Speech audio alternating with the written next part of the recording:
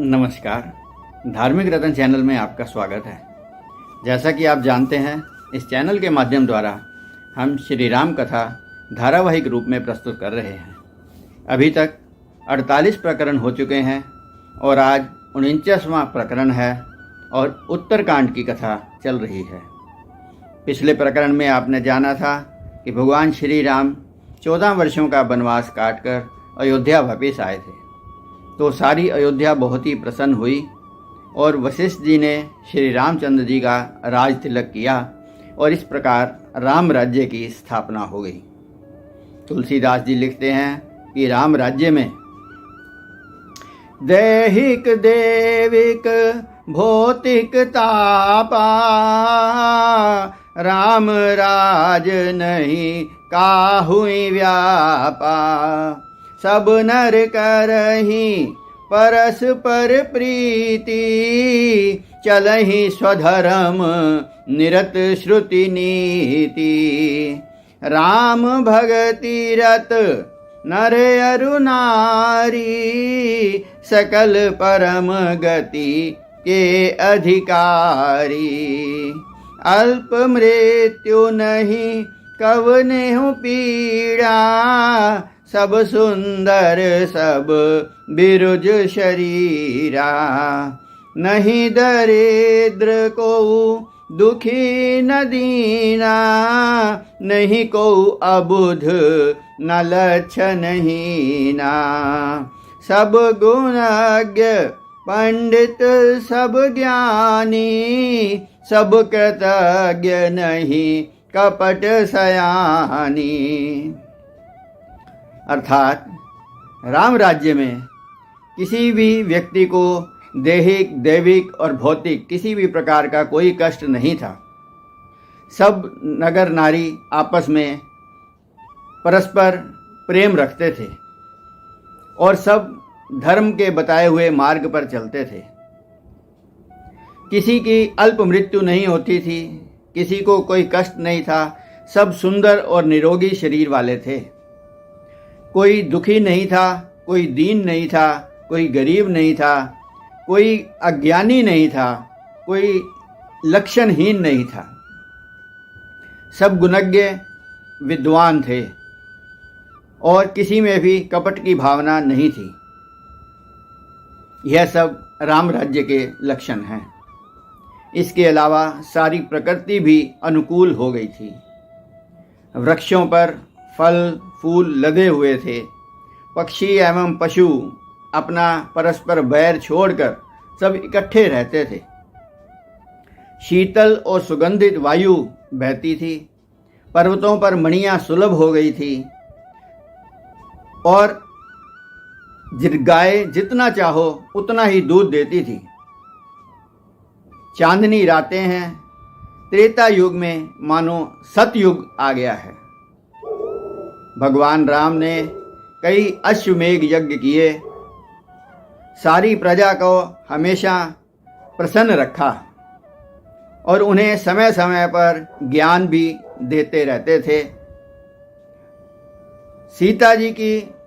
सीता जी अपनी सारी सासों की बहुत ही सेवा करती हैं। सभी भाई राम जी की आज्ञा में रहते हैं। चारों भाई और संग में हनुमान जी बगीचे में जाते हैं। वहाँ सत्संग एवं ज्ञान की चर्चा होती है। नारद ऋषि जी भी वहाँ पर आकर के इस सत्संग का लाभ उठाते हैं और फिर वे ब्रह्मलोक जाकर के यह सारा समाचार ब्रह्मा जी को भी सुनाते हैं, जिसे सुनकर के ब्रह्मा जी बहुत ही प्रसन्न होते हैं। नारद आदि सनकादि मुनीषा, दर्शन लागी कौशलाधीशा, दिन प्रति सकल अयोध्या आवही, देखी नगर विराग बिसरावही। तुलसीदास जी लिखते हैं कि नारद और सनकादिक ऋषि राम जी के दर्शन करने के लिए नित्य प्रति अयोध्या आते जाते रहते थे और अयोध्या का सारा वातावरण देख करके वे अपने वैराग्य को भी भूल जाते थे। भरत जी के कहने पर राम जी ने संतों के लक्षण बताए। सब ही मान प्रद, सब ही मान प्रद आप यमानी, भरत प्राण सम ममते प्राणी। राम जी ने कहा, संतों का लक्षण है कि वे सब किसी दूसरे को मान देते हैं और स्वयं अमानी रहते हैं। ऐसे व्यक्ति मुझे प्राणों से भी अधिक प्यारे हैं। कोमल चित दीनन पर दाया, मन वच क्रम मम भक्ति अमाया। वे कोमल चित वाले होते हैं, दीनों पर दया करते हैं और मन वचन कर्म से मेरे भक्त होते हैं। निंदा स्तुति उभय सम, ममता मम पद कंज, ते सज्जन मम प्राण प्रिय, गुण मंदिर सुख पुंज। इसके पश्चात सीता जी ने 2 पुत्रों को जन्म दिया, जिन्हें वेदों में लव और कुश के नाम से जाना गया है। शेष तीनों भाइयों के भी 2-2 पुत्र हुए। इतनी कथा सुनाने के बाद शंकर जी ने कहा कि हे पार्वती, मैंने अपनी बुद्धि के अनुसार आपको राम कथा सुना दी है। यह राम कथा वही कथा है जो काकभुशुंडी ने गरुड़ को सुनाई थी। शंकर जी के प्रिय वचनों को सुनकर पार्वती जी बोली कि मैं आपके श्रीमुख से भगवान श्री राम की कथा सुनकर के भाव विभोर हो गई हूँ और मेरा सभी मोह दूर हो गया है। रामचरित जे सुनत अघाही, रस विशेष तिन जाना नाही। ते जड़ जीव निजात्मक घाती, जिनहि न रघुपति कथा सुहाती। पार्वती जी फिर कहने लगी कि हे नाथ, एक यह जिज्ञासा मेरे मन में उत्पन्न हो गई है कि आपने कहा कि यह कथा काकभुशुंडी ने गरुड़ को सुनाई थी, लेकिन गरुड़ महाज्ञानी गुण राशि, हरि सेवक अति निकट निवासी। गरुड़ तो महाज्ञानी है और गुणों की खान है और स्वयं 24 घंटे वे भगवान विष्णु के पास में ही रहते हैं। तेहि के ही हेतु काग सन जाई, सुनी यह कथा मुनि निकर बिहाई। उन्होंने किस कारण एक कौवे के पास जाकर के यह कथा सुनी और बड़े बड़े मुनियों को छोड़ दिया। फिर अगर काकभुशुंडी जी कोई महात्मा ही है तो उन्हें कौवे की देह क्यों प्राप्त हुई? ये सब प्रसंग आप मुझे कहिए। पार्वती जी की बातें सुन करके शंकर जी प्रसन्न हुए और कहने लगे कि हे पार्वती, तुम धन्य हो, राम कथा में तुम्हारी रुचि है। मैं तुम्हें यह सारा इतिहास सुनाता हूँ। पहले तो यह कथा मैंने कैसे सुनी वह मैं तुम्हें सुनाता हूँ। पहले दक्ष की पुत्री के रूप में तुम्हारा अवतार हुआ था। तुमने दक्ष यज्ञ में अपने प्राण त्याग दिए थे और मेरे अनुचरों ने यज्ञ भंग कर दिया था। यह सारा प्रसंग तुम्हें ज्ञात है। तुम्हारे वियोग में मैं इधर उधर भटकता रहता था। उत्तर दिशा में सुमेरु पर्वत पर एक नील पर्वत है। वहाँ पर 4 चोटियाँ पर्वतों की बनी हुई हैं और उन पर वट, पीपल, पाकरी और आम के वृक्ष हैं। वहाँ पर एक सरोवर है, सुंदर पक्षी हैं। उसी पर्वत पर काकभुशुंडी जी रहते हैं। उस पर्वत पर माया के गुण और दोष नहीं आते और वहाँ पर ही काकभुशुंडी जी ये भगवान राम की कथा सुनाते हैं और सभी पक्षी आकर के वहाँ सुनते हैं। जब मैंने यह सारा देखा तो मैं भी कुछ समय के लिए हंस का रूप धारण करके वहाँ रहा और मैंने भी यह कथा काकभुशुंडी के मुख से सुनी। अब मैं तुम्हें बताता हूँ कि गरुड़ जी काकभुशुंडी के पास क्यों गए और किस समय गए। अब सो कथा सुनहु जेहि हेतु, गयऊँ काग पही खगकुल केतु। जब रघुनाथ कीनी रन क्रीड़ा, समुझत चरित होती मोहि ब्रीड़ा। जब भगवान राम ने खेल किया और मुझे यह कहते हुए बहुत ही अचंभा सा होता है कि इंद्रजीत कर आप बंधायो, तब नारद मुनि गरुड़ पठायो। लंका के समय युद्ध में जब मेघनाद के द्वारा भगवान राम ने खेल करते हुए इंद्रजीत के द्वारा अपने आप को नागपाश में बंधवा लिया, तो नारद जी ने नागपाश काटने के लिए गरुड़ को भेजा।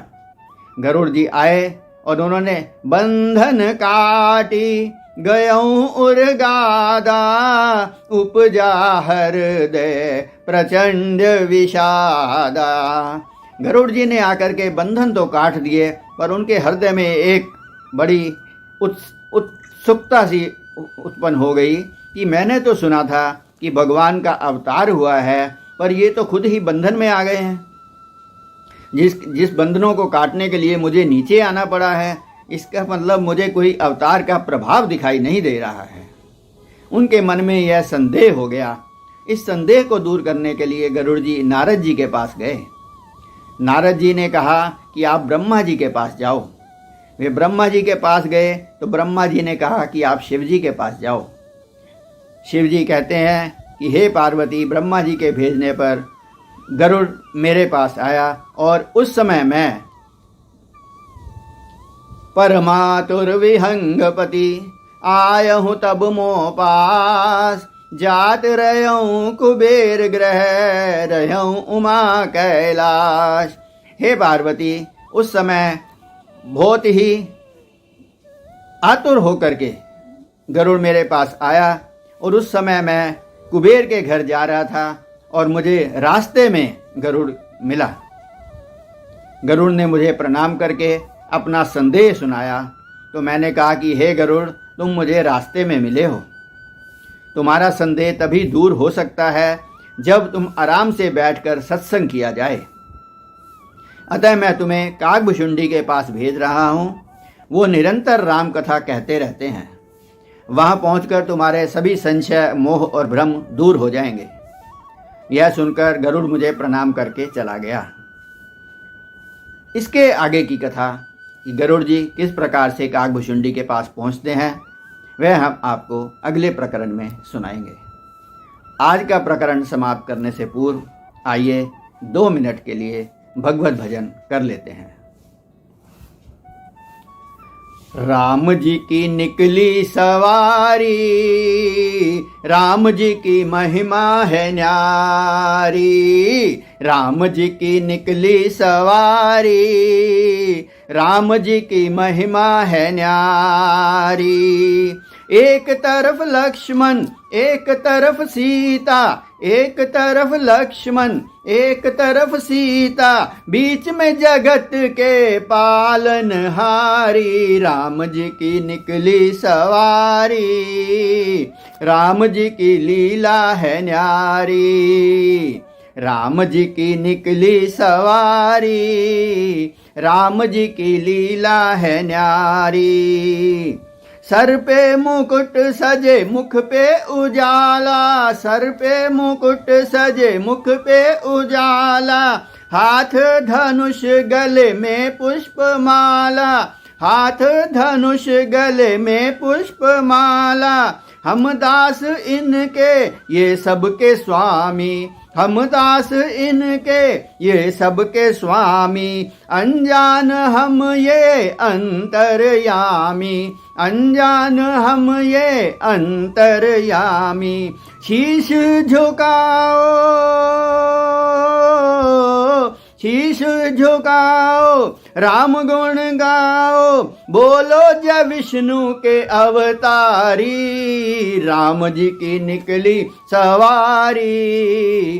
राम जी की महिमा है न्यारी, राम जी की निकली सवारी, राम जी की लीला है न्यारी। एक तरफ लक्ष्मण एक तरफ सीता, एक तरफ लक्ष्मण एक तरफ सीता, बीच में जगत के पालनहारी। राम जी की निकली सवारी, राम जी की महिमा है न्यारी।